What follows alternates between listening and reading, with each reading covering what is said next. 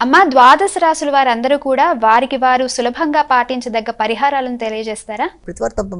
వ్యక్తిగత దైవాన్ని ప్రార్థించుకుంటూ ముందుకు వెళ్ళడం ఒక విధానం అయితే, దాంతోపాటుగా మీకు అవకాశము సమయము రెండూ కూడా ఉన్నట్లయితే తప్పనిసరిగా మీ వ్యక్తిగత దేవతా ప్రార్థనతో పాటుగా ఈ రోజున గోచారీ జరుగుతున్న స్వల్ప సమస్యల్ని అధిగమించడానికి అందులో భాగంగా ఈ రోజున తప్పకుండా నరసింహస్వామికి సంబంధించిన స్తోత్రాలైనా అష్టోత్తరాలైనా నరసింహస్వామికి సంబంధించిన ఏ స్తోత్రాలైనా సరే మీరు చేసుకోగలిగింది చేసుకున్నా, లేకపోతే విన్నా, అదేవిధంగా నరసింహస్వామికి సంబంధించిన దేవాలయ సందర్శన చేయగలిగినా, ఏది మీకు అనుకూలంగా ఉందని మీరు భావన చేస్తారో విన్నా, లేకపోతే చేసుకోగలిగినా, వెళ్ళగలిగినా, వాటికి కూడా అనుకూలతలు లేనట్లయితే మీ ఇష్టదేవత ప్రార్థన ద్వారా అయినా సరే మీరు తగిన విధంగా శ్రద్ధ తీసుకుంటూ ముందుకు వెళ్ళినట్లయితే ఏర్పడే సమస్యల్ని అధిగమించగలగడం, మానసిక ప్రశాంతత, అనవసరమైన భయాందోళనని అధిగమించటం,